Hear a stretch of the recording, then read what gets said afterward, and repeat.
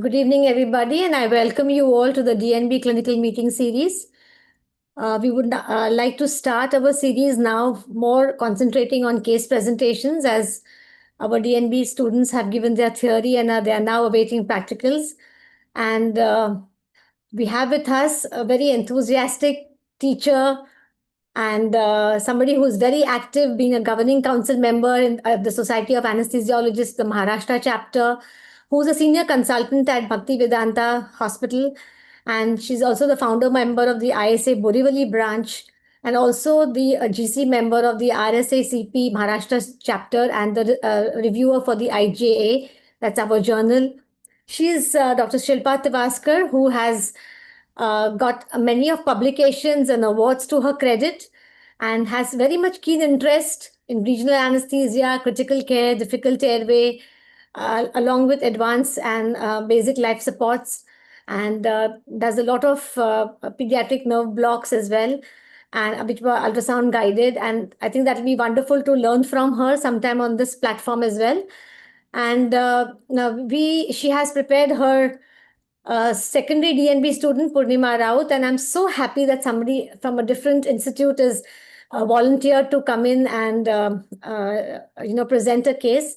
And Shilpa Madam has been kind enough to moderate the session as well. And Thank you for the kind introduction, madam. It's really an honor to come to your platform. You yourself are being such a great teacher, so meticulous planning and doing so much for so many years for students. Really hats off to you, madam. I think we all need to give something for our next generation, and all of us collectively are doing our best. So I think, Madam, I'll leave the platform completely to you, and we are going to have a case discussion on thyroid today. And I've requested Madam to stop us in between, stop Poornima in between, and go ahead and make it like an interactive and a teaching program. So for the benefits of for all of the residents and exam goers who have come in. So, Dr. Shilpa, the platform is all yours. Time is no bar, and please go ahead. Thank you so much. Thank you so much, madam. Yeah, we have with us our DNP student, Dr. Poornima Raut. So I'll just share the screen for her.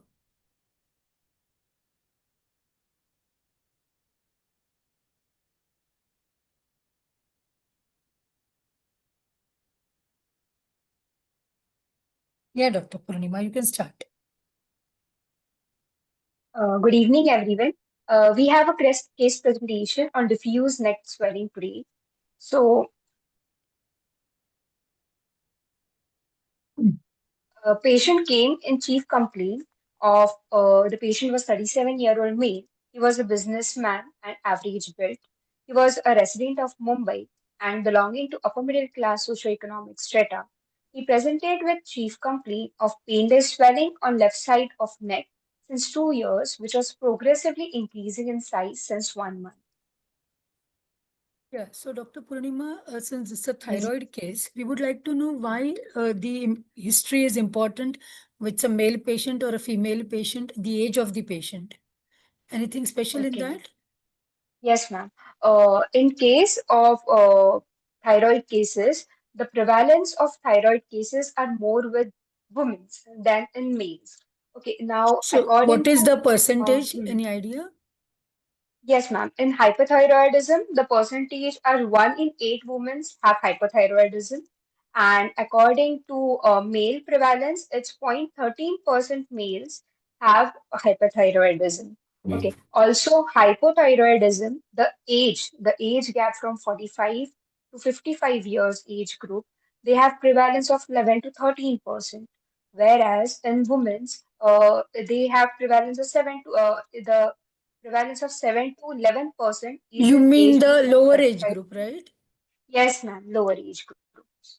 That is the So prevalence. we have that the thyroid diseases are more common in female population, and for every one woman, for every 8 men, there Yes, could be ma'am. one woman who is positive for thyroid disease. Plus, we have Yes, seen ma'am. that the prevalence is more between age of 45 to 55, and as the age increases, there is increased possibility of thyroid diseases, right? Yes, ma'am. Why Yes, did ma'am. you ask Also, for the residence? Is it important?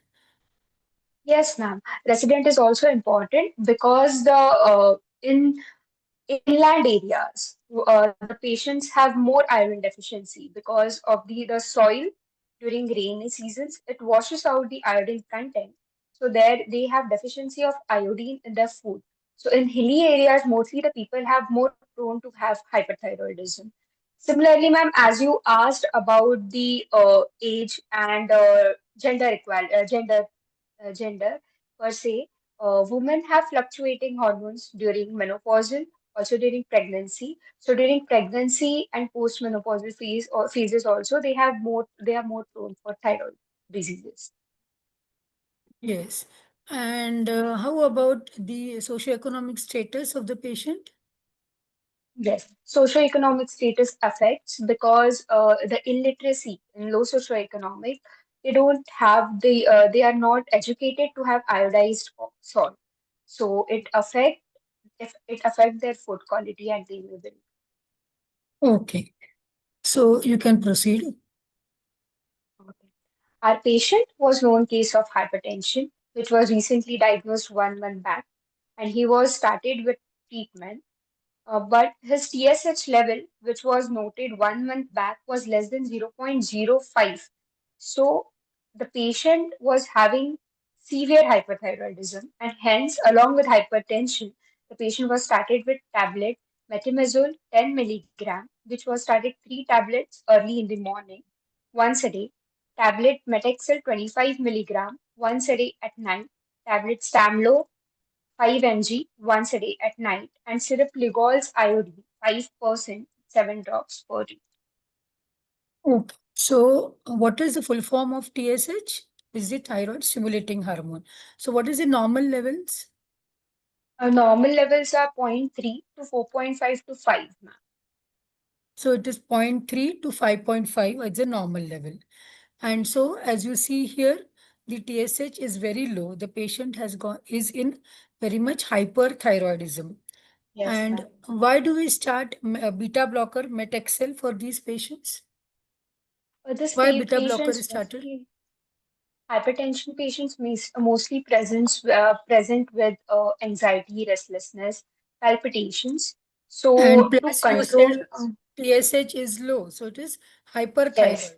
hyperthyroid. So So what they do we in have? future also they have the tendency to present with palpitations and all. So you have to Yeah, so control that. So you what start is their sleeping heart rate? blocker. What heart rate do you expect in a They hyperthyroid have, patient? yes, ma'am. They in the resting heart rate of hyperthyroid patients are usually 10 to 20 beats more than the normal heart. It So is they have usually more than 100 beats per more minute. than 90 per minute, and hence this Metexcel beta lock is basically used to control the heart rate Yes, in a ma'am. hyperthyroid patient. Yes. Then, do we also get hypertension in a hypothyroid patient? Hypothyroid patient hypertension. Hypothyroid patients, they have decreased blood flow, and Yes, ma'am. Decreased cardiac output. in a response to maintain blood flow, they sometimes Mhm. might have diastolic hypertension. So diastolic hypertension is common in hypothyroid patients Hypothyroid. when they come for surgery. Any difference The between Lugol's iodine and radioactive iodine? Radioactive iodine, if it is used, it will it will get absorbed and it can stimulate the gland and cause more hyperthyroid symptoms. While Lugol's iodine, it will suppress the gland and it will decrease the hyperthyroid symptoms. Okay, then this patient was started for hyperthyroid and treatment was yes, given ma'am. for 1 month and he was asked to Yes, ma'am. follow for 1 month. Then what happened? Yes, ma'am.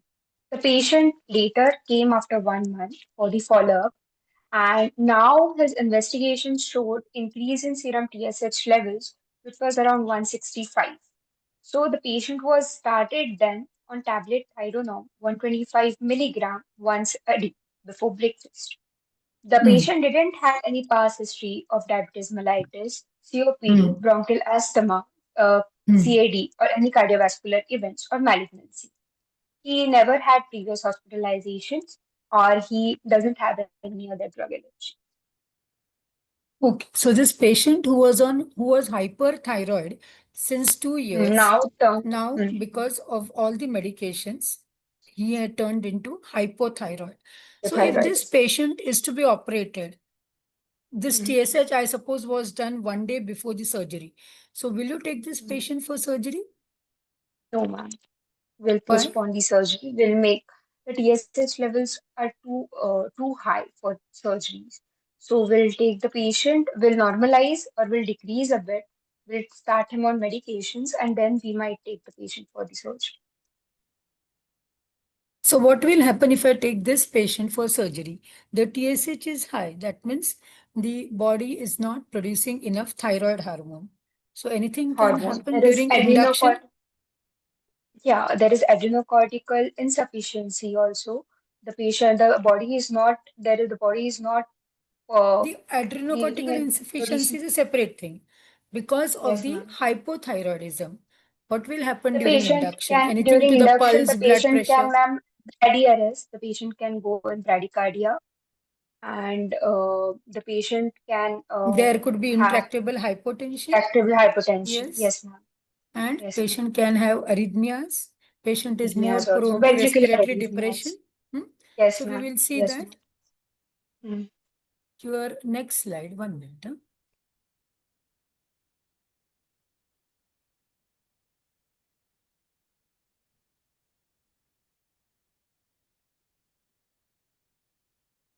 I'm not able to shift the slide.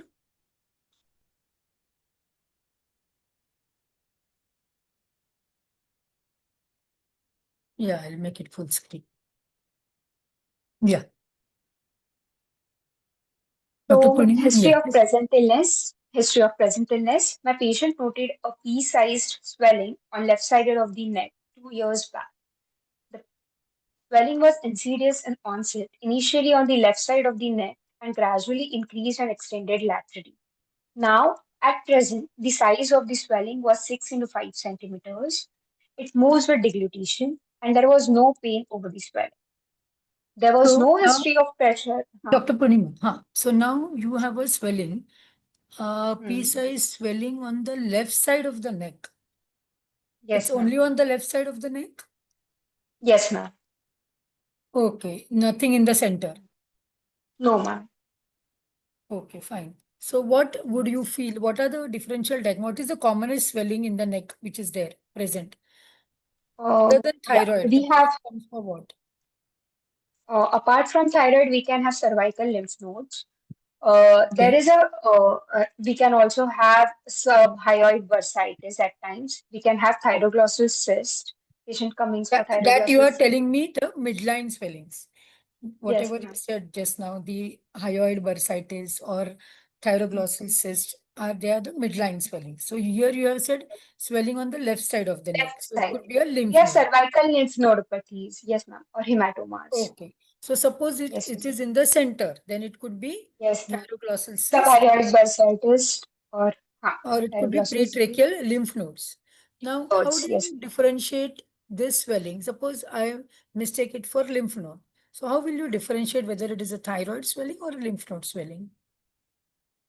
So, ma'am, we'll ask for the onset of the symptoms, whether what all the symptoms the patients are having, whether the patient is having fever on and off, or the patient has You'll ask him to do something. What is the specific thing which the thyroid swelling and the thyroglossal swelling? So thyroglossal duct swelling. So what swallow. happens on deglutition? Deglutition, if the swelling is not thyroid, it might pain. So the What patient might happens have to pain. thyroid swelling? Does it move on deglutition? Yes, ma'am, it does move on Yeah. So will deglutition, the and lymph the node other swelling swelling? doesn't move. No, Lymph no, node it doesn't swelling move. will not move on No. deglutition. So you have a swelling which will move on deglutition. Yes, How do ma'am. you suppose this swelling would have been in the midline and thyroglossal duct swelling? So how would you differentiate between that and thyroid swelling? If you Um, protrude your tongue, what will happen? the Huh. thyroid The muscle cyst will move. this will move. The Yes, thyroid swelling will not move. not Okay, then moves with deglutition, you said. There is no pain over swelling. Suppose, let's assume now this is a thyroid swelling. What can cause pain over swelling? thyroid swelling, having a pain, you are asking, ma'am. Hmm. Huh. Then it might be impinging the nerves, or it can be a tracheal invasion, so it can cause pain. Tracheal invasion. So if it is Mm. invasion means it will not invade unless it's a cancerous. And if it Yes, has to ma'am. invade before that, if there is a swelling and if there is a pain, then it could be cancerous swelling. It Yes, could be that there is blood hematoma in the swelling. yes, ma'am. Yes, Yeah. ma'am. Yes, Then ma'am. you can proceed. So the patient didn't give any history of pressure symptoms, like no history of dysphagia to liquids or solids, no history of hoarseness of voice, no history of stridor, dyspnea, breathlessness, coughing, or choking sensations on lying down position. There were no other swellings noted elsewhere. So why a thyroid patient or any patient in front of the neck swelling will have dysphagia? Why should we ask for the history of dysphagia? These are the pressure symptoms. Dysphagia, because if there is pressure on the esophagus, the patient may have dysphagia. Hmm. And why hoarseness of voice? Hoarseness of voice, because, ma'am, it can compress the recurrent laryngeal nerve, which can cause hoarseness of voice. Okay, so hoarseness of voice could be because of direct pressure on the trachea, or it could be because of the pressure on the recurrent laryngeal nerve. Current laryngeal nerve, yes, ma'am. Recurrent laryngeal nerve supplies what? Recurrent laryngeal Recurrent nerve, it supplies the abductor muscles, abductors muscles, yes, ma'am. the posterior cricothyroid, and the adductor muscles. Because muscle. Except which muscle?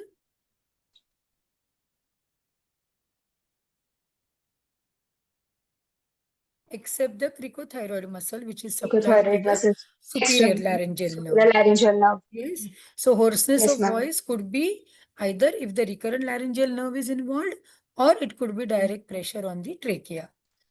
Again, stridor could be direct pressure on the trachea. What does stridor mean?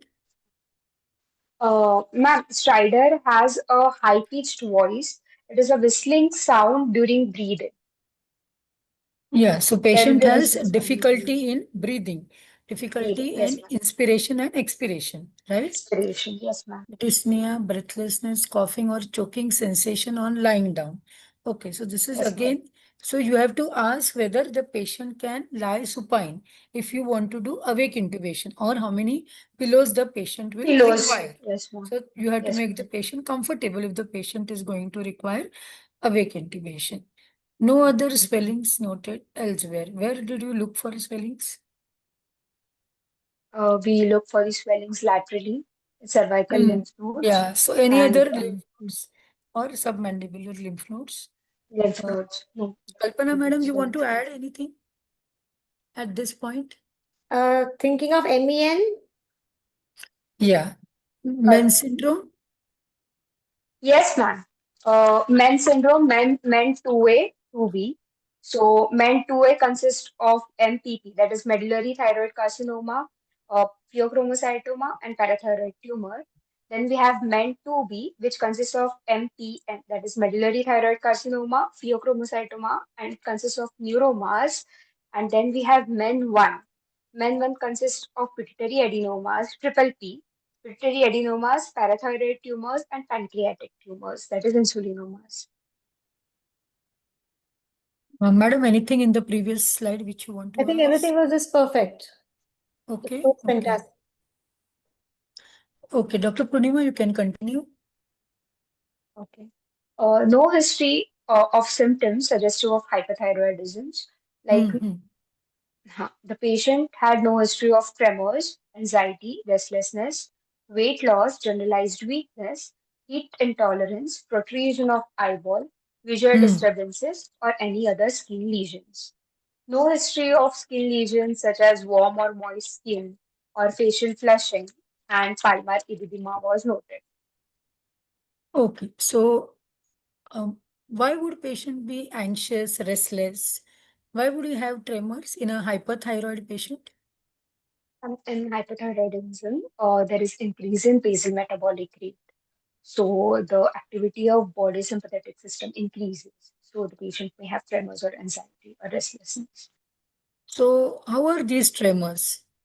Uh, how do you elicit these tremors? We'll ask patient to sit on a chair. We'll ask patient to stretch his hands forward, and Mhm. then we'll see if Can the you show how patient, will you ask the patient? yes, ma'am, will Hmm. sit, and then we'll ask the patient to stretch his hands forwards, and we'll check for the tremors. So, any difference between these tremors and tremors of Parkinsonism, or they are same? No, no. This tremors, if you ask the tremors in hyperthyroidism patients, this tremors will, if you ask the patient to do any activity, this tremors will decrease. While if the Parkinsonisms, the tremors might increase if you ask the patient to do anything, any work or any other And things.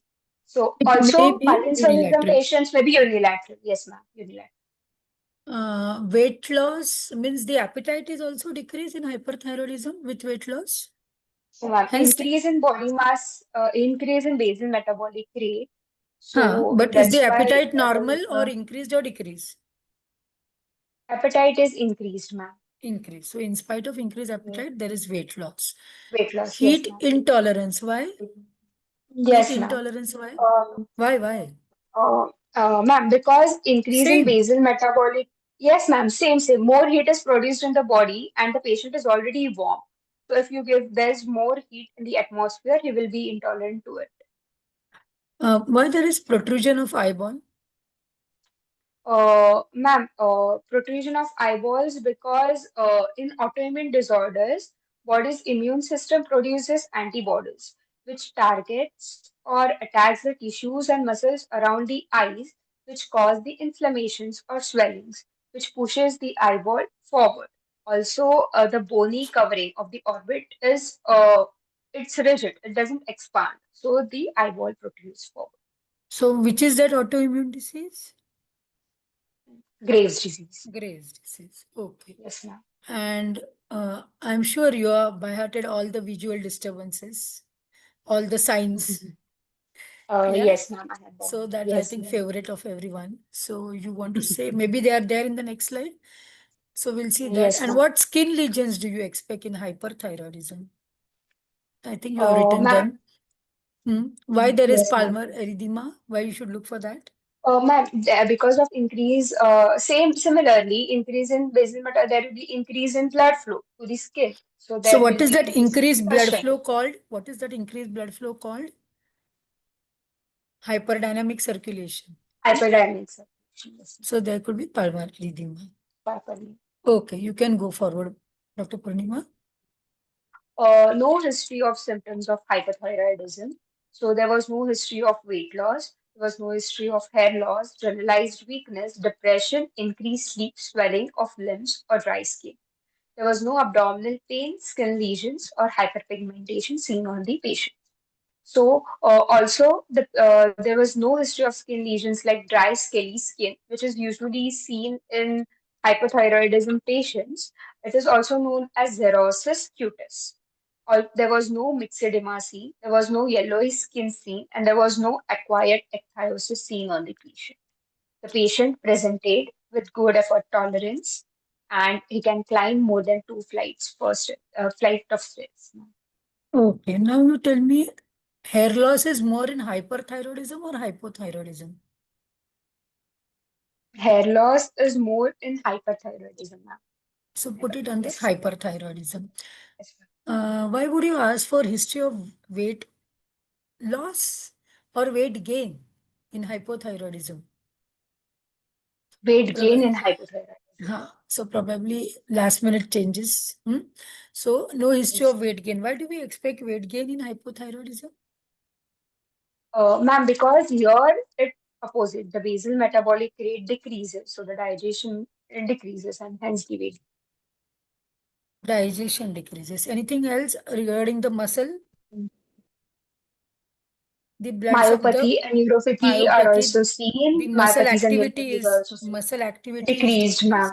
decreased. The Decreased, ma'am. basal It is metabolic rate is decreased, and hence decreased. there could Yes, be weight gain, yes, ma'am. swelling of the limbs. Anything else? Why do we have edema? You haven't written here, but we see in hypothyroidism Mhm. edema around the eyes, edema of the face. Anything Yes, ma'am. specific? Yeah. Why it is There there? are accumulation of the glycosaminoglycans like hyaluronic acid. It accumulates in the muscles or in the area, so it causes the eczema. Yeah. It causes what? It draws water now that Edema. leads to Yeah, it swelling causes and it edema. causes mixed Hmm. edema. Yes, ma'am. Now, mixed edema nahi baba. Mixed edema is Sorry, severe it thing. causes edema. Yeah, so I heard that first time also. So don't say it causes mixed edema. Okay. So now you tell me what is mixed edema. Even in skin lesions, you have said no skin lesions of mixed edema. We don't write it like this. So no skin lesions, mixed edema is a severe thing, right? So that we don't Mhm. see in a patient who is sitting in front of us. So now you tell me in mixed edema why it occurs and what do you see? Mixed edema coma, you are saying, ma'am? Yeah, coma Or is a only mixed misnomer. edema? Hmm. Yes, ma'am. Hmm. So, So mixed edema is a loss of brain function. It happens in the chronic stage if the patient is having long-standing hypothyroidism. The patient might lead to mixed edema, and it aggravates with infection or surgical stress. There is loss of brain function in that patient, especially and also seen what in else? women. Women. What else will happen to the cardiac? What are the cardiac symptoms? Yes, ma'am. The patient may have bradycardias. The patient may have patient may land up to afibrillations. They can have Patient can have arrhythmia. bradycardia. If Hmm. atrial fibrillation is more common seen in hyperthyroidism. So in Hyperthyroidism. hypothyroidism, mixed edema, patient can have bradycardia. There could be stage Yeah. flattening of T wave. There could be QT prolongation, which could be there. Other than that, you can have you can have hypothermia, which is the main thing. Plus, Yes, ma'am. in mixed edema, coma, what will be there? Hypoxia could be there because of the Hypoxia central and depression as decrease well in as central respiratory muscle respiratory weakness. depression. Okay, so you will have a respiratory depression, you can have cardiac depression, hypothermia. In GI, you can have nausea, vomiting. And Vomiting. yeah, so how will you treat mixed edema? Do we have Uh, thyroxine, IV thyroxine in India freely available? no, ma'am. So we prefer for steroids. Steroids, why do we give first? It's a different story. We Hmm. give tablets. We can give Tablet. tablets if the patient mostly is drowsy. So we put an Ryle's tube and we crush the tablet and give through the Ryle's tube. Or Yes, ma'am. why do we give steroid first? Because there is disruption adenocortical excess also. So sodium also electrolyte imbalance is also seen in this patient. So maintain sodium. We No, can if we do not give steroid first, the patient once we give thyroxine, what will happen?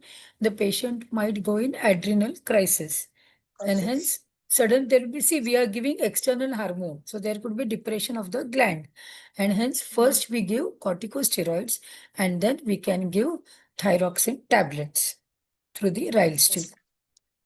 Yes, ma'am. And what is carotenemia? Why it is there?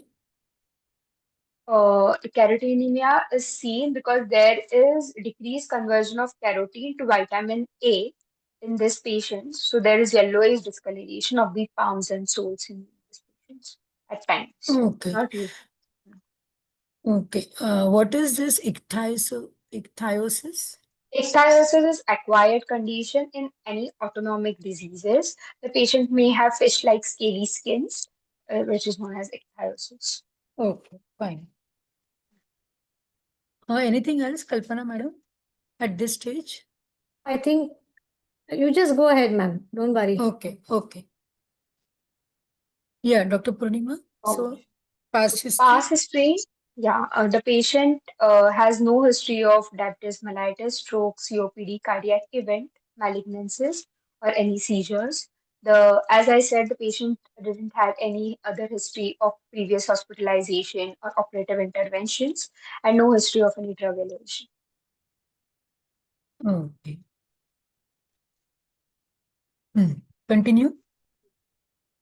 Family history of the patient. The mother is a known case of hypothyroidism and rheumatoid arthritis. The father doesn't have any known comorbidities. Marital status: patient is in non-consanguineous marriage. Personal history: hepatitis mixed diet, bowel bladder function normal, no substance abuse, and patient has no sound sleep, prefers to lie in lateral position with one pillow below the neck. The socioeconomic status or class of the patient is according to modified Kuppuswamy score is upper middle class. Okay, fine. Mhm. Then general examination. Yeah. General examination: patient is examined in sitting position. Patient is conscious, oriented to time, place, and person. Weight of the patient is 80 kgs. Height is 180 centimeters, which comes up to BMI of 24.7 kg per meter square, which comes under normal. No Okay, paler in if what? there Yeah, is 1 minute, Dr. sinus. Poornima. In Yes, ma'am. what positions would you examine the thyroid gland? Ma'am, in sitting as well as lying down position.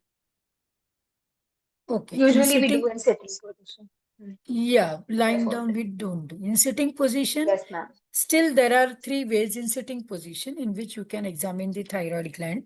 You can examine the gland from the front, where Right. you palpate the gland and you can see the deviation of the trachea. You can check for any bruit on the gland, and plus you can see for any retrosternal extension.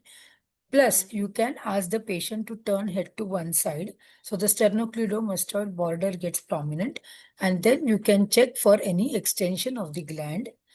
Plus, Yes, ma'am. the main thing normally which a surgeon would check the gland first is you go behind the patient, ask the patient to Behind sit him. on the chair, and with your both hands, you try to check the thyroid gland. You check for its extension laterally as well as whether there is any retrosternal extension. Resistance. So, 3 ways of checking the thyroid gland in sitting position. Okay, patient conscious, oriented, time and place, weight this, BMI, pallor, icterus. Why would you check for icterus in this patient of thyroid? Is there any Uh, correlation? yes, ma'am. If the patient is hypothyroid, suppose say, then the patient might have the patients are prone for jaundice, ma'am. So we check for icterus. So what happens in this hypothyroid patients? There could be decreased blood flow. So decreased blood flow even to the Yes, ma'am. Low liver, thyroid and hormone. hence there could be bile pigment congestion, and hence there could be icterus.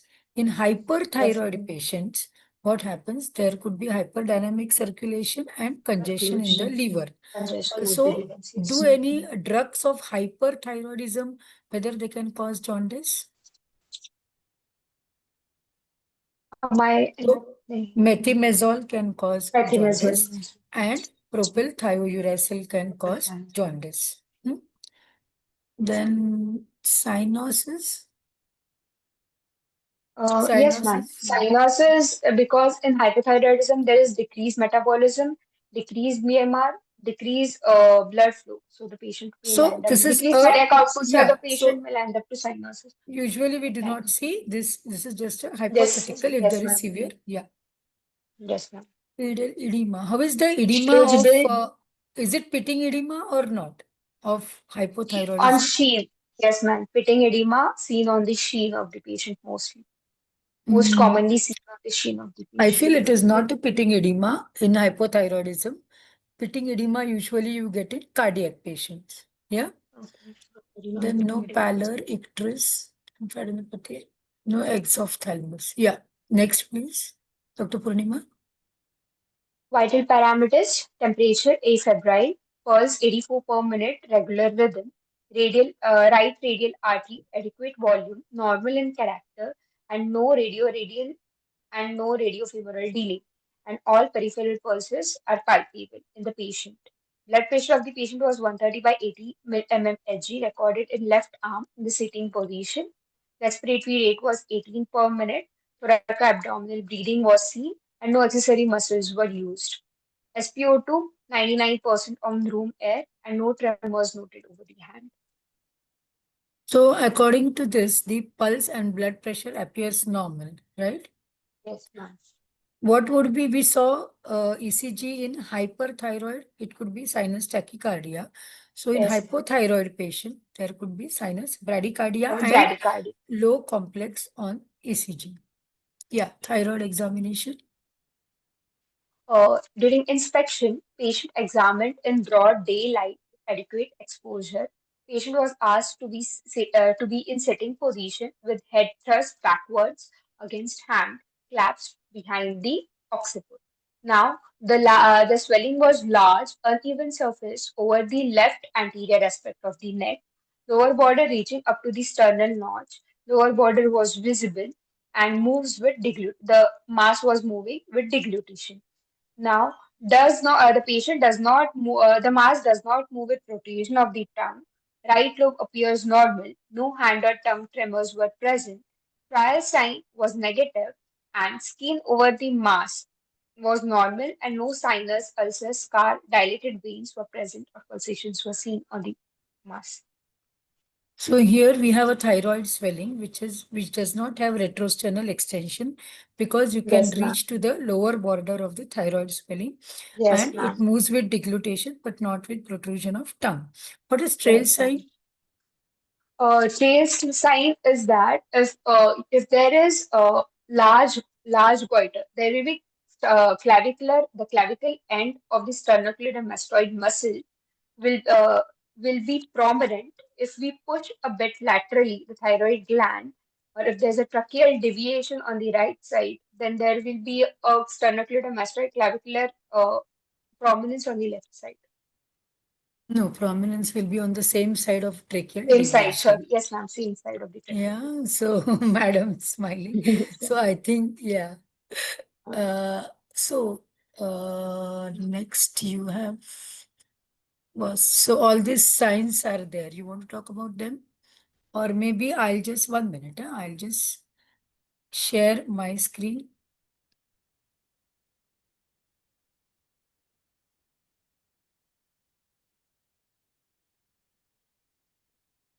Yeah. So just to revise the thyroid anatomy, the thyroid gland, which is a butterfly gland in the center of the neck, extending on the lateral sides. It has a isthmus and the lateral lobes. Whatever we see as a laryngeal prominence is the thyroid cartilage, which is above the thyroid gland, which is the Adam's apple. Then, 1 minute, I have not made it full screen. Yeah. So again, it extends from C5 to T1, and weight of the average gland is 15 to 25 grams. The developmental history of the gland is, it starts from the base of the tongue, from foramen cecum. Foramen cecum is basically an area where the tongue is divided into anterior 2/3 and posterior 1/3. And then it descends. The descent of the developing thyroid gland is from the thyroclastic duct. So here there could be in some literature it is 20%, in some it is 40%. You have a pyramidal lobe which is there coming from the isthmus. And we have the thyroid lobes which are 5 into 3 into 2. So 5 centimeter in length and 3 centimeter transverse. And where they are extending, if you see, from the tracheal rings, from the cricoid till the rings around third tracheal ring. And the isthmus is around the second and third tracheal rings, and they can extend up to fourth or fifth tracheal ring, the lobes. Then again behind you will have the arytenoid and the cuneiform cartilages which are there. Plus, if you see, behind here are the superior and inferior parathyroid glands which are there along with the thyroid. This is just the WHO, right side is the WHO classification, where they have said according to the iodine levels, which could be severe iodine deficiency. Initially, India was declared as iodine deficiency. Now it is not. On the right side, if you see, then the area where the yellow recurrent laryngeal nerve, it is there at the posterior part of the thyroid gland. That area is called as the Zuckerland tubercle, and where the surgeon has to be careful while operating. The left side just shows that there could be the ectopic thyroid, the lingual, prelaryngeal, and substernal. So basically coming to the nerve supply, it is basically the vagus nerve, the left superior laryngeal nerve, which divides into an internal branch and an external branch, and the recurrent laryngeal nerve, which supplies the skin below the vocal cords, and superior laryngeal nerve is sensory above the vocal cords. Vocal cords. Yeah, so the intrinsic muscles that, as we saw, the sole abductor of the vocal cords, the posterior cricoarytenoid, which is supplied by recurrent laryngeal nerve, and the rest all muscles, the lateral cricoarytenoid, thyroarytenoid, and interarytenoid are supplied by recurrent laryngeal nerve, except cricothyroid, which is supplied by superior laryngeal nerve. Yeah, I think I said posterior cricothyroid that time. So it is posterior cricoarytenoid, which is supplied by the recurrent laryngeal nerve. And so hoarseness of voice is because of the pressure on the recurrent laryngeal nerve. Yeah, so in this video, we'll see how do we check from posteriorly.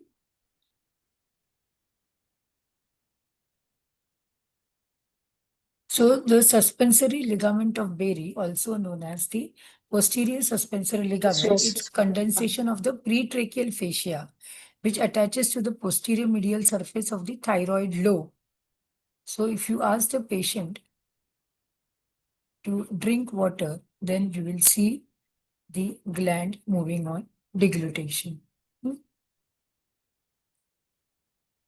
Now, this is where you can, Lahaye's method, where you can check the thyroid gland from laterally so that you see its expansion on the lateral side. Any nodules are there or not. You push the thyroid to one side and check the edges, lateral edges. Then the Cryles method, where you put both the thumbs on the thyroid gland and same, ask the patient to swallow and check the movement. Then you check for the tracheal deviation, check for the retrosternal extension, then the tremors of thyroid. So these are the fine tremors which can be there for a thyroid patient. Then bilateral Bell's palsy. Now subclinical hyperthyroidism with low TSH. Bell's palsy when the facial nerve can get affected because of the hyperthyroid. So here, even when the patient is closing his eyes, you can see the eyes remain open. There is no loss of forehead wrinkles and loss of nasolabial fold. Exophthalmos in hypothyroidism is basically autoimmune, as you said. Okay, what is Coccus test, Dr. Poornima? It's shown here. You want to describe it? Coccus test, what do we do? Yes, ma'am. In Koch's test, we push the thyroid gland from the lateral side and check for the deviation. So if there is tracheal obstruction, we put a pressure on the thyroid lobe against the trachea and see if the patient is getting stridor. Stridor, yes, ma'am. So Horner's sign, it could be Horner's large drooping of goiters, eyelids. Yes, ma'am. large Because the Horner's goiters syndrome. can, why? Because it can involve the sympathetic Impingement. trunk Sympathetic. and hence it can cause Horner's syndrome, where you Horner's have syndrome. anophthalmos, pseudotosis, meiosis, Pseudotosis, and meiosis, and anhidrosis. anhidrosis. Okay, so what is this sign? Why do we check this and Pemberton's when do we sign, check ma'am. this? If the patient is having retrosternal goiter, it can impinge the jugular veins. So you have to check for this signs. You ask the patient to sit and ask him to raise his hands till it touches the head. So once the patient does this, there will be flushing and proper congestion of his face. The redness of the face can be seen if there is retrosternal goiter present because of the impaction of the gland, retrosternal mass on the jugular veins. It causes the congestion over the or overcrowding of the veins Okay, or blood okay. supply. So what is this sign? It's written Pornography there. sign, ma'am. Yes, ma'am. there will be lagging of the lead. When the person looks down, there will be a lead lag seen. What is this? So Dial whenever lag there is is sign. lead lag or retraction, the sclera is Retraction. seen. Yes, Yeah, ma'am. you can see the sclera, upper Yes, sclera. ma'am. Again, same, absent of. Can you Forehead just read? creases. Yeah. So when the patient Yeah, tries to jaw have a fronts. superior gaze, then there could be absent of. Same. If the patient is looking up, then the lower lid lags and you can see the sclera. Absence of convergence. So carotid pulsations may not be felt, and if there is advanced thyroid malignancy near that, involving that. Did you say, Acha, you haven't reached the percussion part of it? So maybe we can now go back to your slides.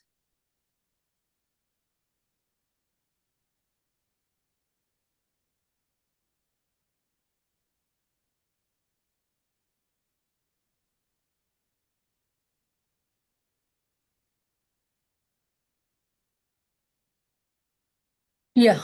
So can you just start again, Dr. Poornima? Can you just revise those signs? Yes, ma'am. Percussion, resonant noted over the manubrium sternum. Auscultation, on auscultation, carotid artery was palpable and not displaced, and no carotid root was noticed. As you said, ma'am, if there is a malignancy, we won't be able to feel the carotid artery. And eye signs were all the eye signs, as you described, were absent, like one Can you graph is just sign. If repeat? one Yeah, graph yeah. is, yes, ma'am. If one graph is sign, there will be lead lag. In dial graph is sign, there will be white palpebral aperture, like there will be a lead retraction. So retraction causes the eyeball to protrude. And Joffre's sign, there will be absent of wrinkling. It causes this absent of creases on the forehead, where can be seen in the Joffre's sign. Stelvak sign causes infrequent or incomplete blinking or absent of the blinking can be seen. Okay, so Stelvak signs may it is there, and Mobius sign is absent of the convergence. The patient won't be able to converge. Yeah. Then what else did you look for? In cardiovascular system, JVP was not raised. There were no dilated veins noted. On palpation, palpation was done on the apex beat at fifth lower intercostal space, 1 centimeter medial to midclavicular line. No parasternal heave or palpable heart sounds or thrills were How do you noted. check for parasternal heave? Yes, ma'am. We place our palm exactly side of the sternum and we check if there is lifting feeling seen Which or intercostal space do you check? Fourth to fifth intercostal space, ma'am. Fourth intercostal space, ma'am. Third to fourth.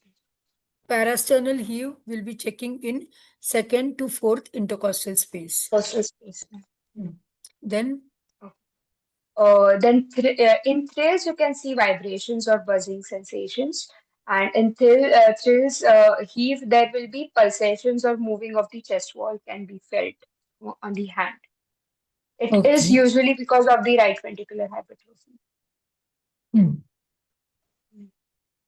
And S1, S2 heart sounds were heard. No murmurs was seen. Respiratory chest normal examinations. on inspection, yeah. Chest appears normal on inspection. Bilateral chest wall movements appear symmetrical during respiration. No use of accessory muscles were seen. Trial sign was negative, and bilateral normal vesicular breath sounds were heard. No adventitious sounds were heard. So what's trail sign, since you have mentioned it?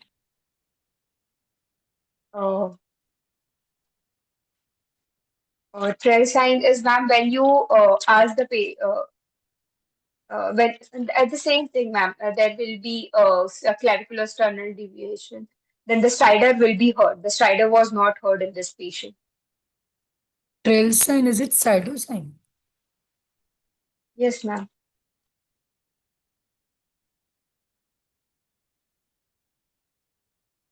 No, trail sign, I think it is the clavicular head is seen properly. Once you make the patient turn to lateral side, if there is extension, then Sternocleidomastoid, clavicular yeah, it is not the sternocleidomastoid. stride, it is not the strider sign. Okay, then CNS examination. Patient is conscious, oriented to time, place, and person. Cranial nerve examinations was intact. No sensory motor deficit was seen. Tone was normal. Power bilateral upper limb 5 by 5. Bilateral lower limb 5 by 5. Reflexes of bilateral upper and lower limb were normal. Deep tendon reflexes were normal. Per abdomen, soft and non-tender vowel sounds were normal. When will you get reflexes depressed? Hypothyroidism, ma'am. There will be decrease in deep tendon reflexes as thyroid hormone affects the uh, there will be uh, there will be accumulation of the mucoproteins and hence the deep tendon reflexes will be decreased. Then not because of accumulation of mucoproteins, because of decreased metabolism of the muscles. There would be decrease in the tendon reflexes. Okay, airway examination. The patient was examined in the sitting position. No gross facial dysmorphism was seen. Bilateral nasal passage patent. No DNS. Yeah. No use of accessory respiratory muscles. Mouth opening more than 2 fingers. Modified Mallampati grading grade 2. Interincisor gap was 4 centimeter. Submandibular space was soft. There was no retrognathia, no buck teeth, no loose teeth or missing teeth or artificial dentures were seen. Okay. Temporomandibular joint was normal and no ankylosis was noted. Hyomental distance was 6.5 centimeter. Sternomental distance was 12.5 centimeter. Thyromental distance was not able to measure properly because of the distorted anatomy of the thyroid. And neck range of motion was adequate. Neck circumference was 28 centimeter at the level of thyroid cartilage. Tongue, no macroglossia, no loose teeth. A palate was normal. Upper lip bite test was grade 2. So we have 3 gradings in upper lip bite test, and this was grade 2. And dentition was normal. All teeth are present.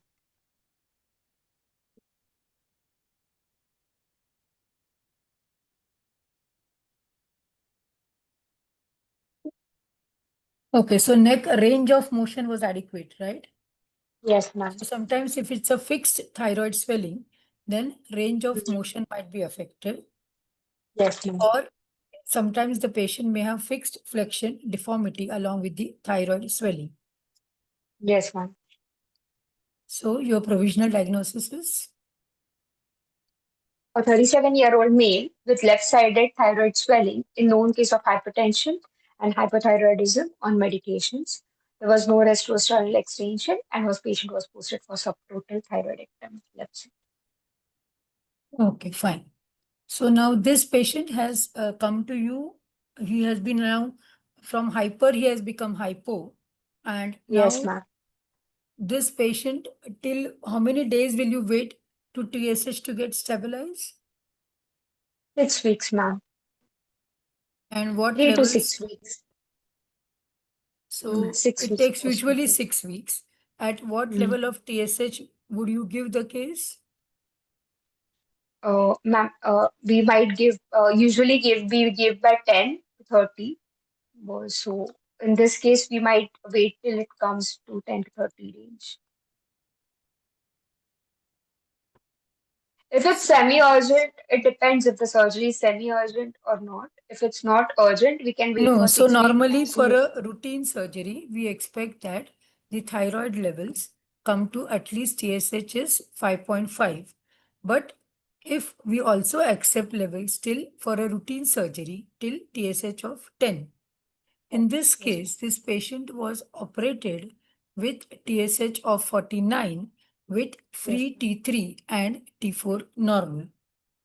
So what did you explain? What would you explain to the patient and the relative with high TSH? We already took that in the beginning.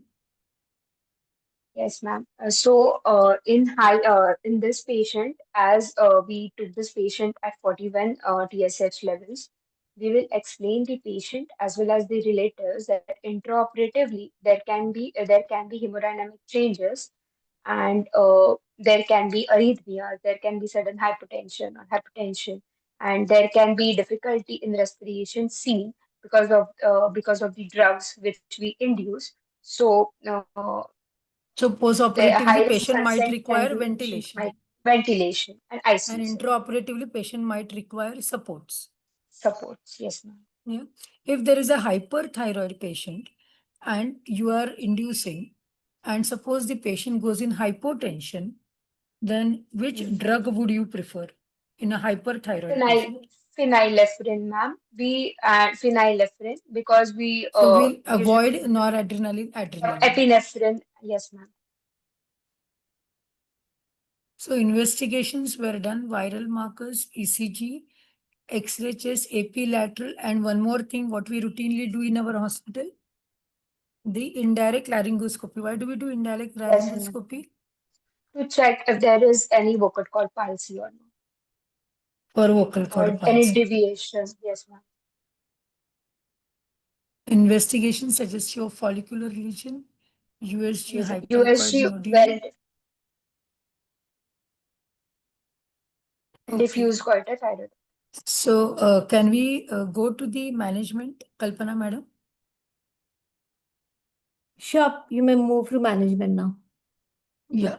So, Dr. Purnima, if this is a small thyroid swelling, which is not causing any dyspnea, which is not causing any pressure symptoms, and the patient has been made euthyroid to whatever the endocrinologist said that now the patient has a decreasing trend of TSH and the patient can be taken up for surgery.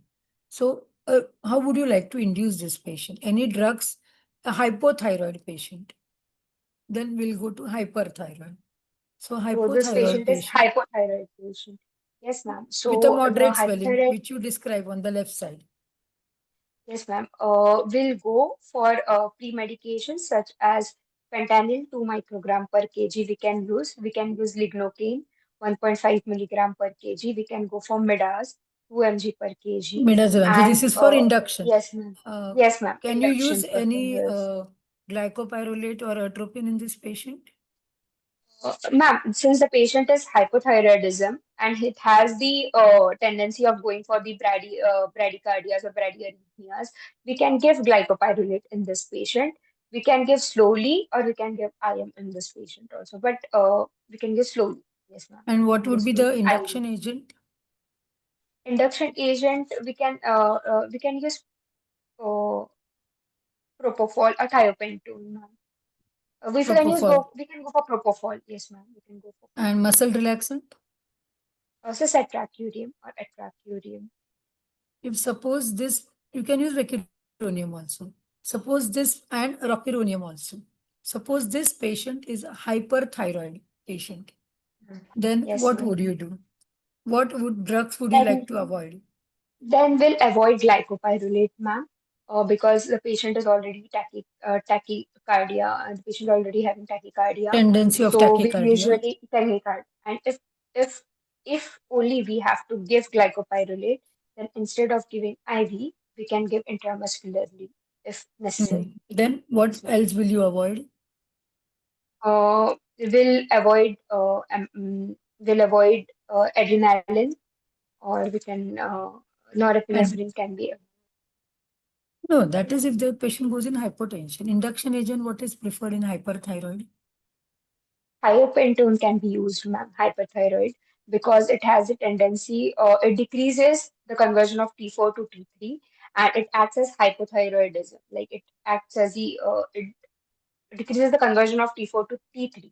So we can use as Yeah, so Dr. Apurva has written ketamine and ephedrine to be ketamine can also avoided. be a. Yes, ma'am. Yes, yes. And then induction, you can use fentanyl, you can use Yes, lidocaine, ma'am.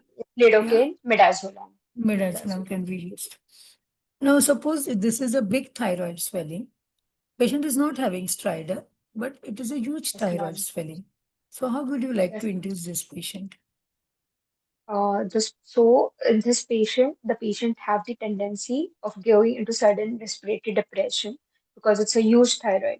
There can be also there can also be a tracheal deviation. There can be it can be impacting the trachea, The lumen size can be narrow. So we this can offer patient, you will awake go fiber for optic. awake fiber optic Awake fiber intubation. optic. Yes, ma'am. Awake fiber optic Suppose, intubation. suppose this patient is not cooperating for awake fiber optic intubation.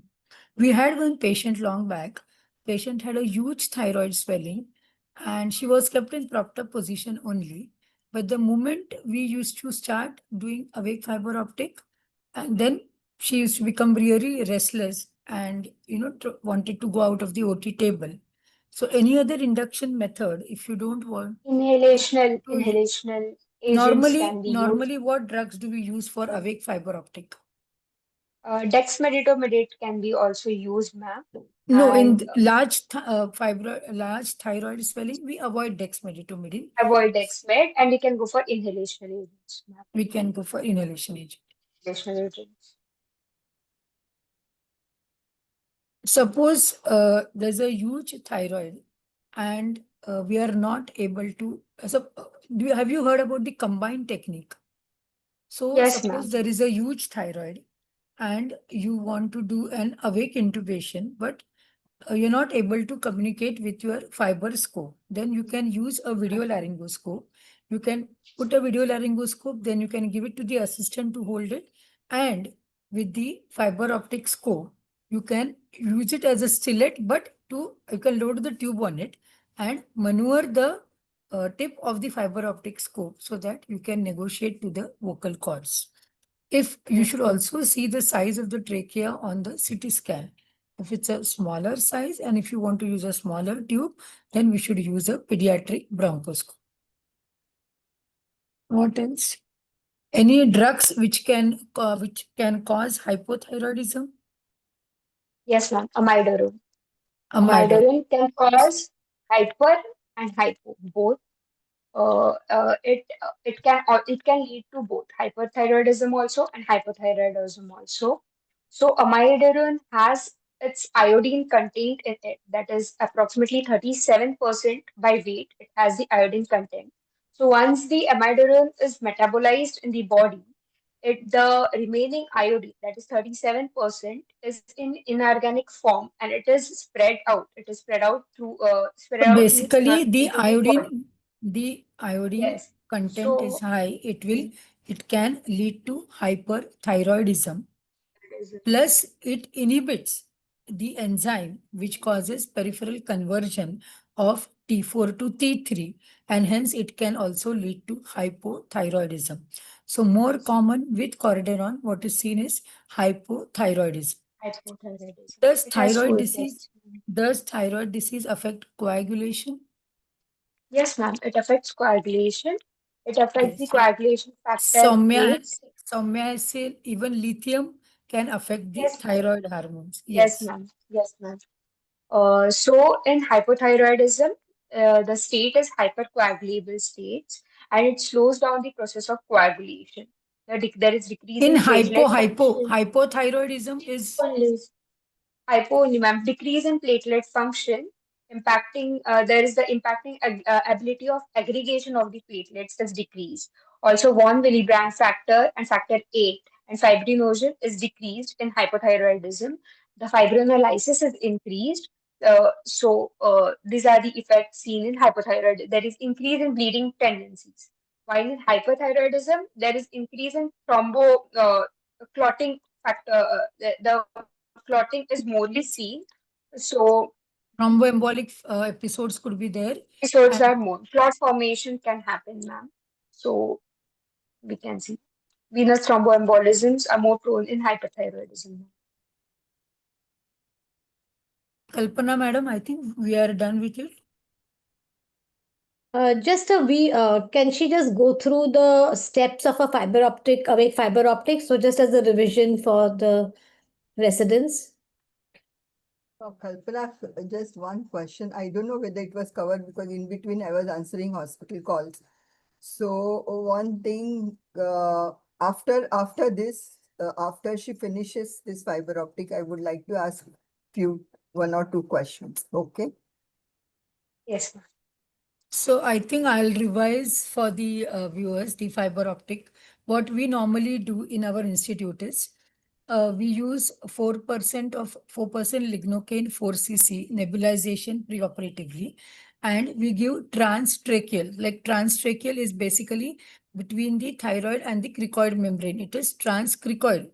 And again, here we use 4 cc of 4% lignocaine, which we give transcricoid after the nebulization. Some also use 10% lignocaine spray to avoid the gag reflex. And dexmedetomidine infusion is going on, 0.5 microgram per kg. And we use, so basically first is nebulization. After nebulization, the transtracheal. Suppose it is for commando or any other procedure, if I want to make the patient more comfortable, I sometimes give superior laryngeal nerve block also. Some people avoid the transtracheal and the superior laryngeal nerve block. So after nebulization, they might give spray as you go. Like once they put the fiber scoop inside, they use lignocaine jelly for the nose.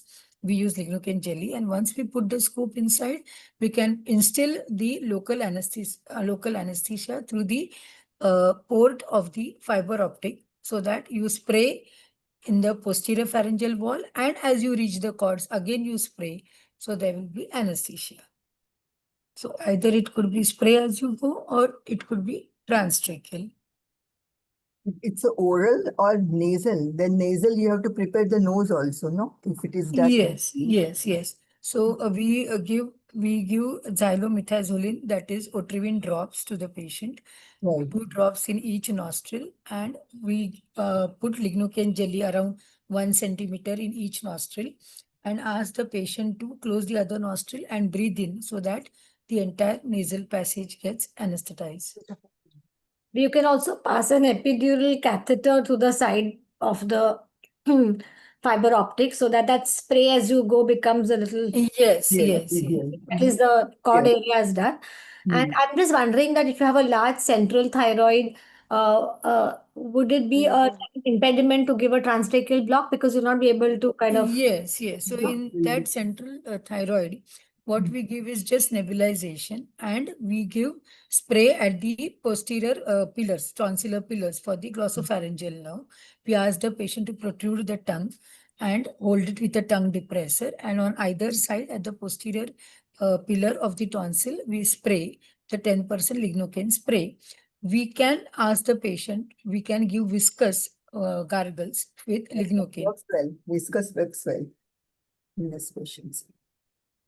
Viscous what, madam? Viscous works very well. Yes. So instead of injecting, we can do that. Yeah. Yes, So, madam, please ask your question. ask questions means something I wanted to say. See, this thyroid is a very important topic. Like it right from MBBS days, medicine, surgery, MBBS level, then DA, then DNB, all that. Everywhere you have this case, you know. So it's very, very important. What I have said, congratulations, Poornima, you have done very well, very well Thank you, ma'am. prepared. And Shilpa, Thank you you. have also covered it very well, very meticulously. Thank All you. This questions was are planned. actually my first time, so I hope I did justice. Team, it is And thanks to fantastic. Kalpana, madam. Yeah. So I think Kalpana, we Thank should you, ma'am. consider for our subsequent things also, you know, very nicely done. What am I saying? Thank you. When you are doing this, now remember that sometimes some Khadus examiner can ask you about cretinism. Okay? Yes. Hypothyroidism Yes, in a ma'am. child. So what are the Adults. features of cretinism and how do you differentiate a cretin and a mongol? Because if you see the child, they almost look this thing. See, nowadays the incidence of seeing these cases are very low. Like we in Nair Hospital used to work in Nair Dental. So now both these conditions have a defecting enamel and they used to come very frequently, cretins as well as mongols.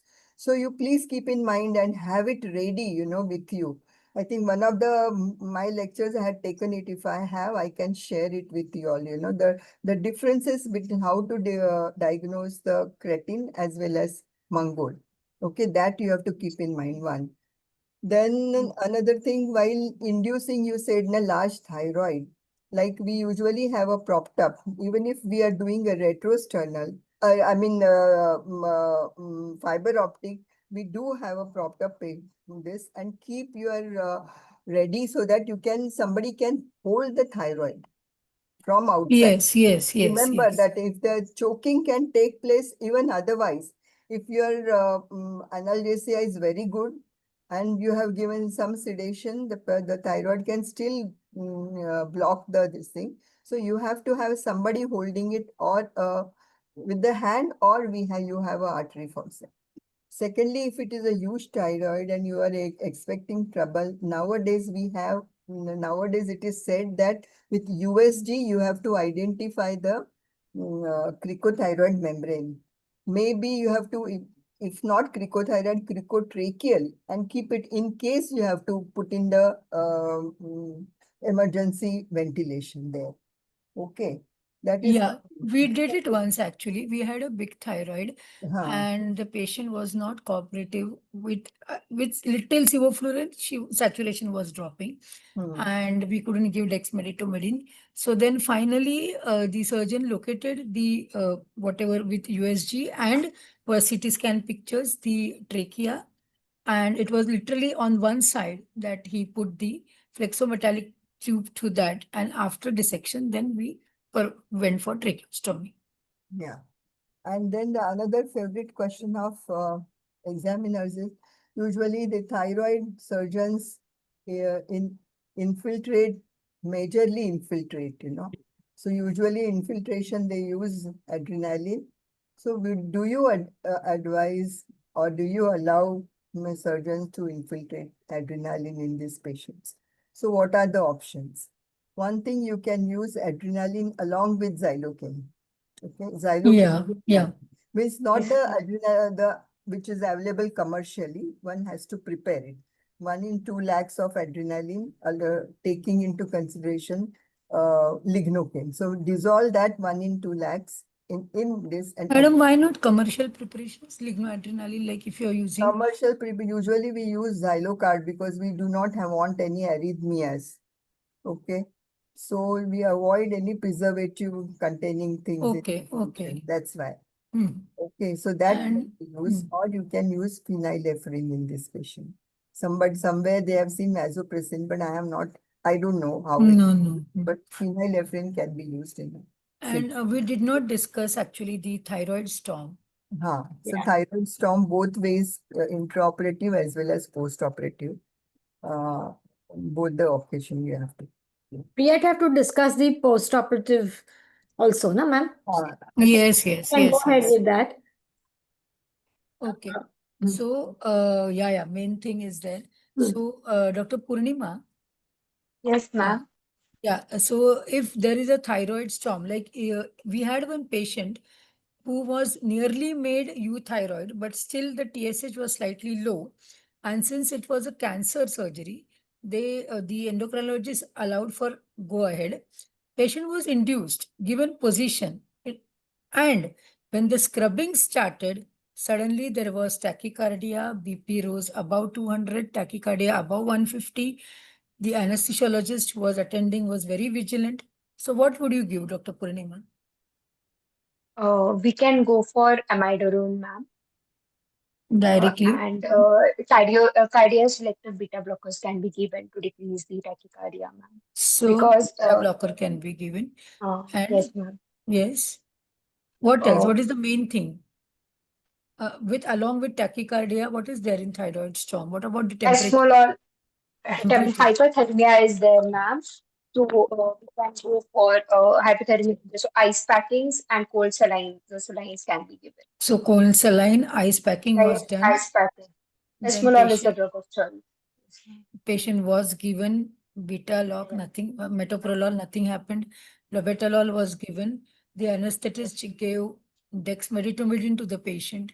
Yes, Then ma'am. gave clonidine to the patient, and patient was shifted to ICU with at least some stable heart rate and blood pressure. So a lot of clonidine, dexmedetomidine, and along with that propofol, sevoflurane, and beta lock, lobetalol, alpha beta blocker, everything was given to the patient. You can also give steroids into the patient. Now, post-operatively, this patient, a thyroid surgery is being done. Have you seen thyroid surgery post-operatively? Have you managed, Dr. Purnima? In our rotation, at least for last, she has joined us in May. So, no, but in other institute where you were there, post-operatively, Post-operatively, ma'am, the patients are prone for hematomas, so it can at times, they can impinge the trachea, or so there can be respiratory depression or sudden dyspnea. So we have to be there should be tracheostomy tray beside a bedside available, and also stapler removal. why a clean thyroid which has been sutured properly at normal blood pressure?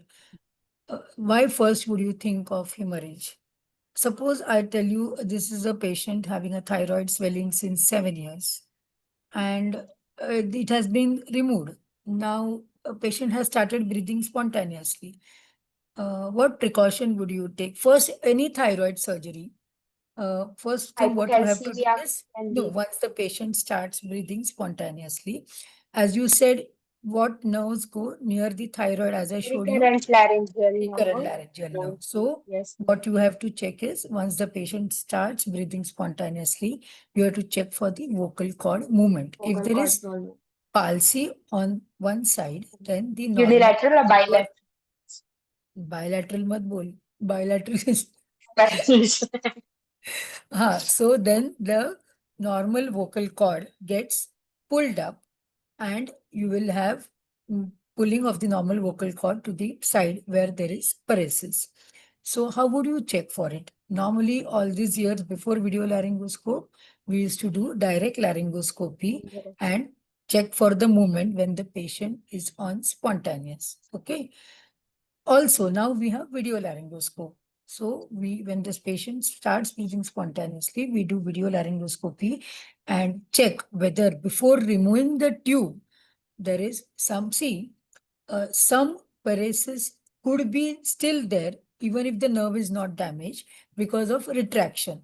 But you should see that cord movement is there on either side. If you feel one side cord movement is not there, then we do not extubate the patient. We do not remove the endotracheal tube. Secondly, now you told me what is tracheomalacia. What is tracheomalacia? If there is a long-standing thyroid Standing swelling, cord what happens? it impinges the trachea, and the soft tissues will the The trachea trachea sides becomes soft. movement will be narrow, So soft the and narrow. trachea becomes soft and it becomes floppy. So in this Yes, case, ma'am. the thyroid gland is removed. Then what will happen? The trachea can just fall back. And hence, Collapse. these patients who have long standing, usually the surgeon also palpates after removing the gland, but still what we do is we have an bougie exchange catheter. Exchange catheter. So Yes, we ma'am. pass through, we have it in our OT also.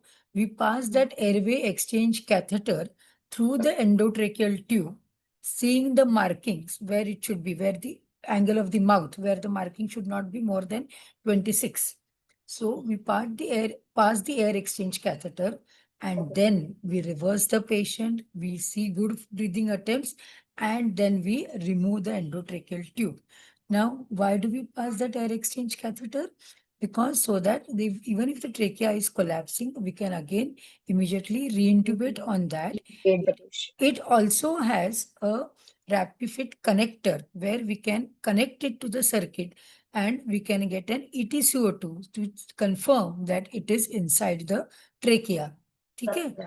So these two things, checking the vocal cords is a must. I'm so sorry. And if there is palsy, then you do not extubate the patient.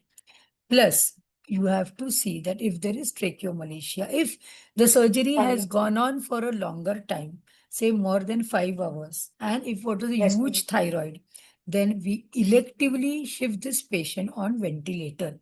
Whatever the reason, whatever you might read it in your WhatsApp groups or whatever you read it, hear it from your friends, it's better to be safe. So if it's a long-standing thyroid, big thyroid, long duration surgery, it's better to check the patient, shift the patient on elective ventilation for a few hours, see the attempts, put a bougie, and then extubate on an air exchange catheter.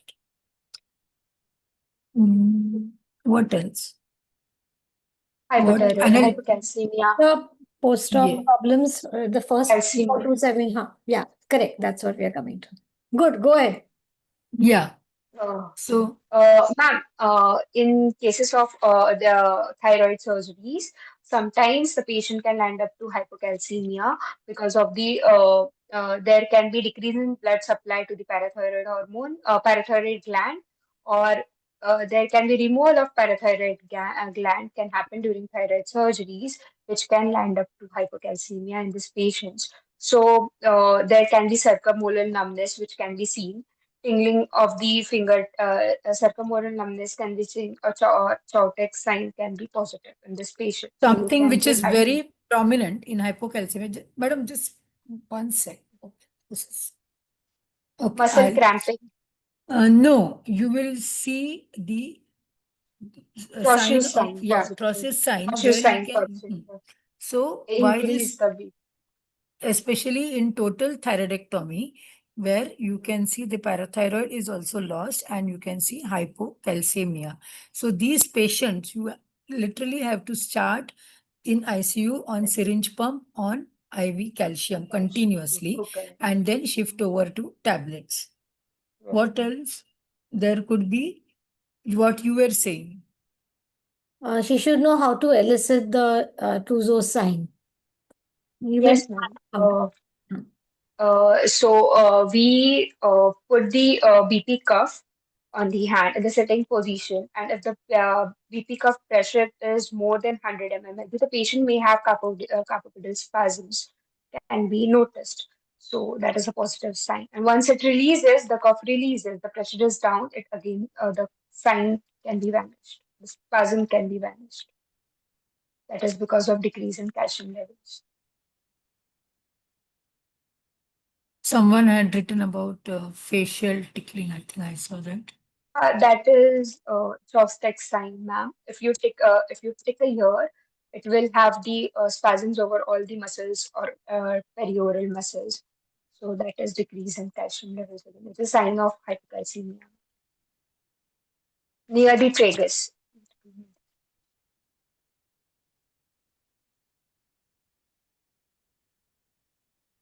Anything else, Kalpana madam? Are you showing them the different palsies which can happen?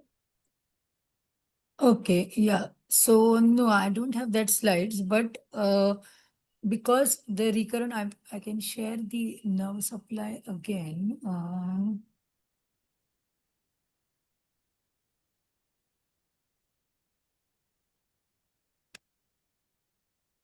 I had this one. And we actually did not discuss about the PFT and the flow volume loops.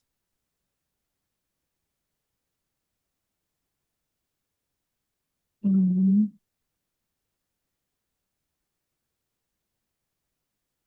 suprasternal compression infrastructure.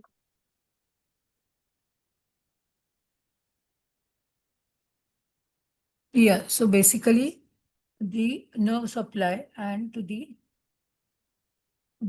abductor, if there is recurrent laryngeal nerve, then the patient's vocal cords will be in cadaveric position. So it will be in mid abduction or mid adduction, where there will be palsy of the abductor, cricoarytenoid, as well as there will be palsy of the adductor muscles. Yeah, anything else you want to add up, madam?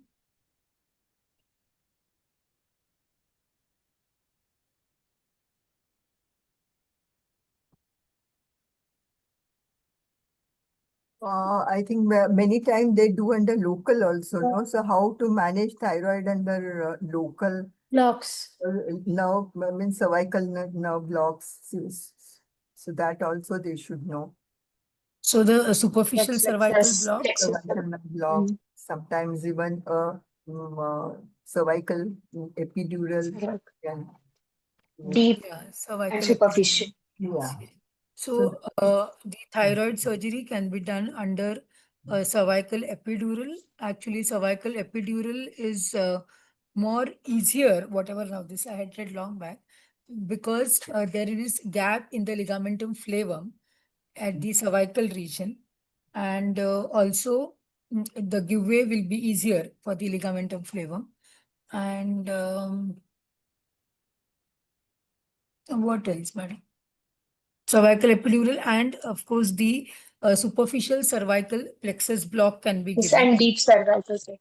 But it is usually Deep preferred for you to cervical that. plexus, I would like to avoid, like, because it can directly go into the central neuraction. Deep cervical. Bilaterally should be avoided.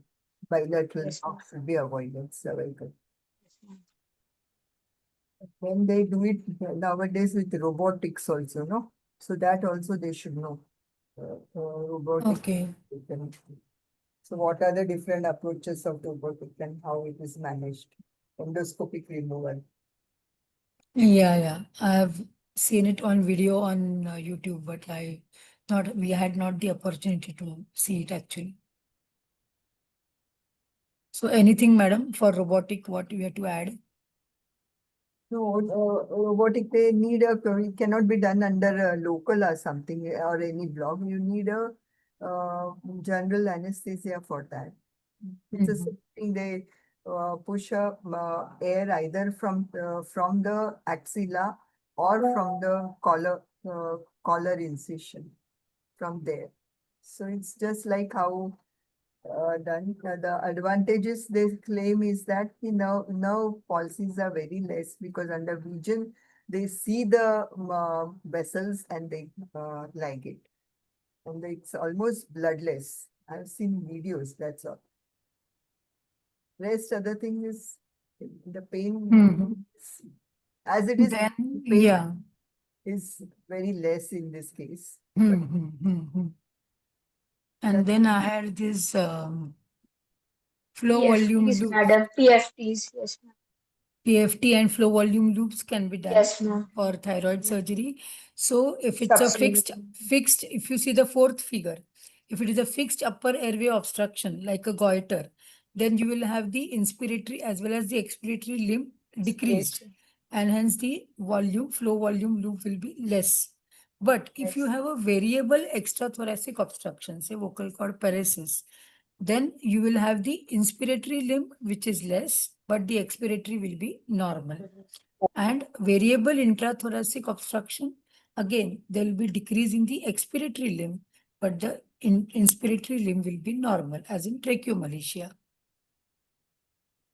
Anything else you want to add about the palsies?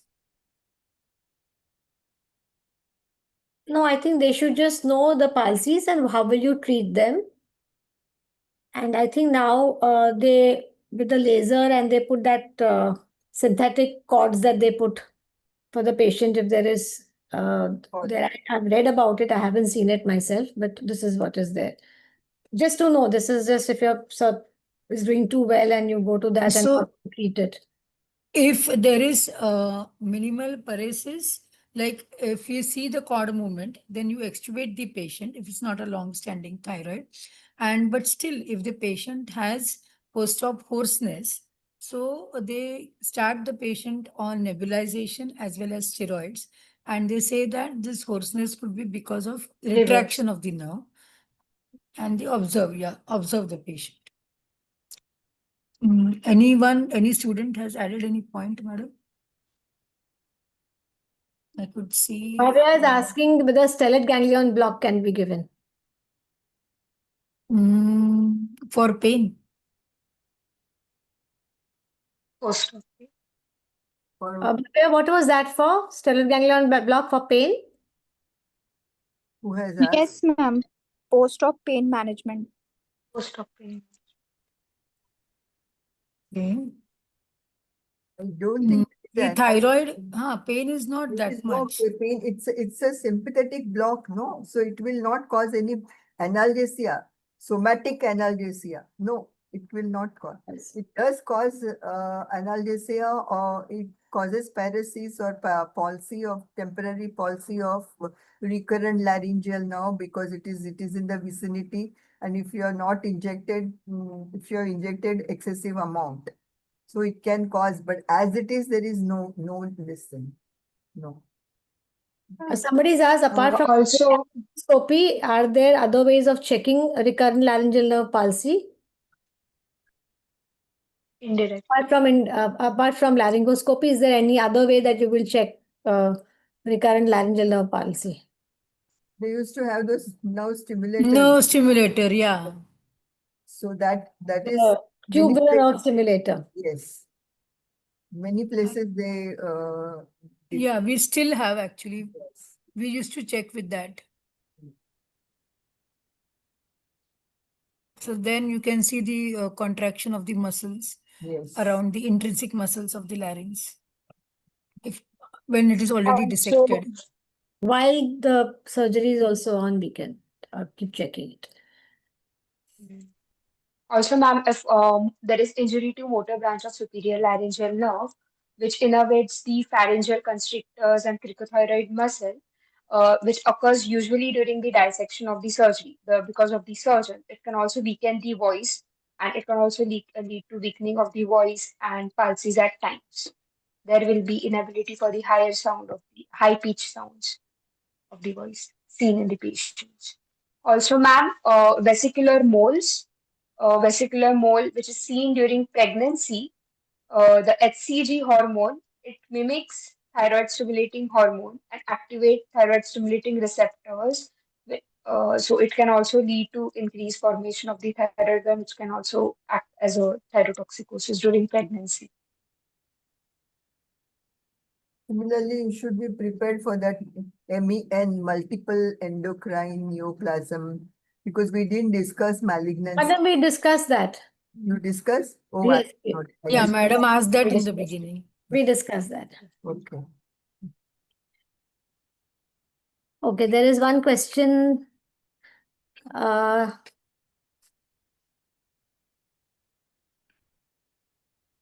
Enlighten about jet ventilation in thyroid cases. Jet ventilation. For which thyroid cases they want jet ventilation? Difficult thyroid. And still they dissect. What is the role of jet ventilation? Maybe that person wants to know. Yeah, so But, maybe they but- want to say that if it's a huge thyroid and you are not able to intubate and someone is operating under local, then maybe you can use jet ventilation. Yep, that's what. What we used to do in those very early days when all these things were not available, it was we used to have a laryngoscope fixed, ENT laryngoscope, something like a metal tube, along with Yes, yes. to be Fixed mounted on the chest. stand and fixed on the chest. On the chest. One stabilizing, there used to be 3 legs, tripod-like thing, and the stabilizing rod used to be on the chest and on the sides. And it was an elongated thing directed onto the larynx, and then we used to press hard to bring that larynx under in the surgical field. And that time we used to give from the side, we used to give jet ventilation. So that it is with the force, it is to draw air from the surrounding. It's like Venturi principle. It is to get expanded. So that is what it is. However, this may not work in thyroid, because thyroid, the obstruction is beyond cords. This is because the obstruction for a laryngeal tumors and neoplasia, we used to do that but something which is obstruction beyond cord, this may not help. The only way I said was to pull the thyroid and then try and do. Okay. I remember we doing it with a towel clip, and we have pulled the thyroid, up while we were intubating. Because there was nothing else, so that all these things were not available. We were, whatever available, we used to try and do best of them. So it's a fixed laryngoscope, you can say, surgical laryngoscope, rigid laryngoscope. Yeah, rigid laryngoscope. Rigid bronchoscope. No, In madam, fact, when we are it was laryngoscope. It used to be different. Bronchoscope. Oh, no, yeah. That, For tonsil, Earlier they used to use. But this is just laryngoscopy. We used to do a lot because So we someone has, had and Danina. We used to do all hello, this. madam.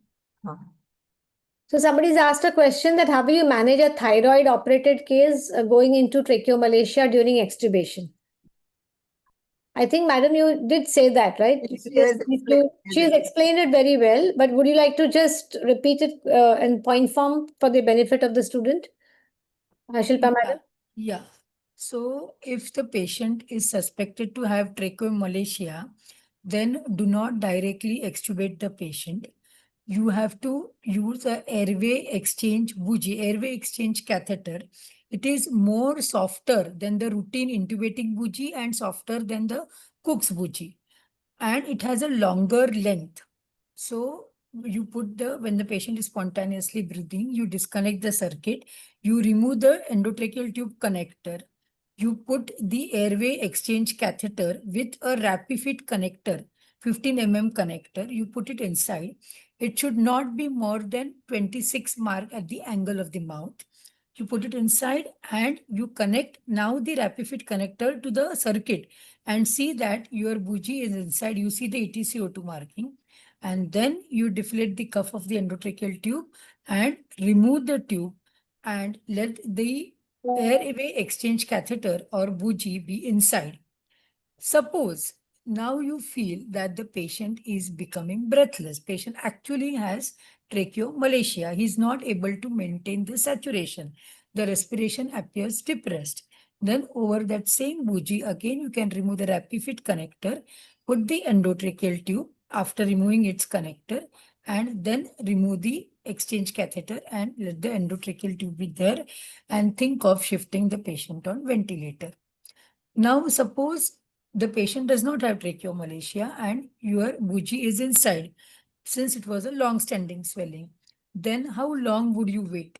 So either you wait for half an hour and see that the patient coughs out that bougie, or if you feel that no, the patient is tolerating the bougie, then shift the patient to ICU on that bougie.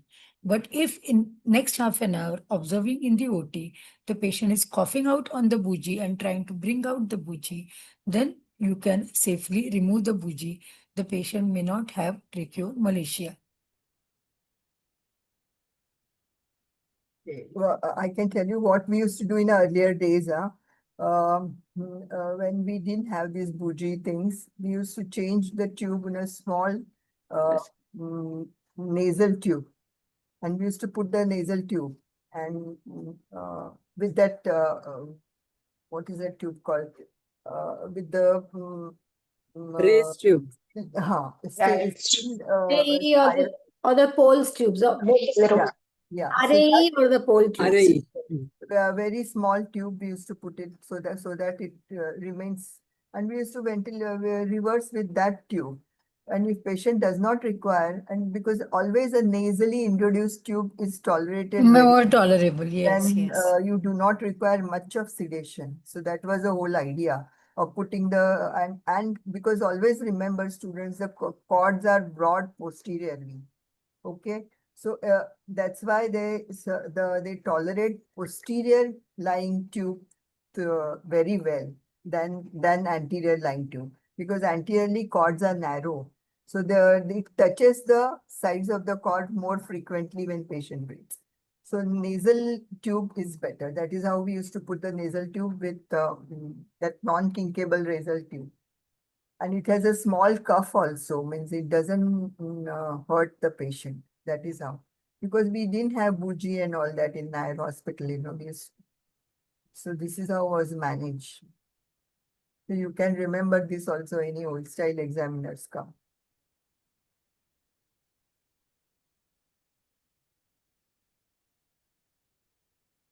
I think it was a very good discussion we had today. I think I must thank Dr. Shilpa. Yeah. Thank you so much for taking so much of effort. Thank you so much. I understand I missed few points on that.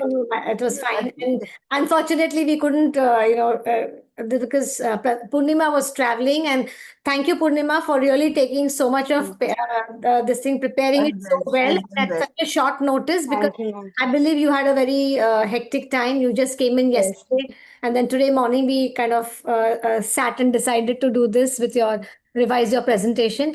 So, Dr. Shilpa, I am so happy, and I really want to extend my Thank you so gratitude much. towards you as well as to Dr. Purnima for a Thank fabulous you. presentation, a Thank you, fabulous madam. discussion. I think if this discussion is, if everybody has heard it well, they are really ready to go ahead for a thyroid case, and I'm sure they will all do well. So thank you so much, everybody. Thank you, Thanks everybody. all Yeah, the thank students you. for joining Thank us you. tonight. Thank you so Yeah. much. Have a great Congratulations, Poornima and Shilpa.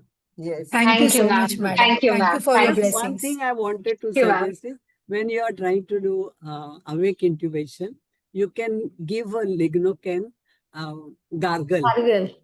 Huh. Yes, ma'am. So Yes. that Yes, we ma'am. have done it in kids earlier. Yes. We used And to give always viscous. keep a rigid bronchoscope ready, a smaller size. So in case if you lose the airway, at least you can, In introduce. fact, now lignocaine lozenges are available. Yeah. Yes. So you Yes. can, and they are flavored ones are also available. So you can use the lignocaine lozenges as well.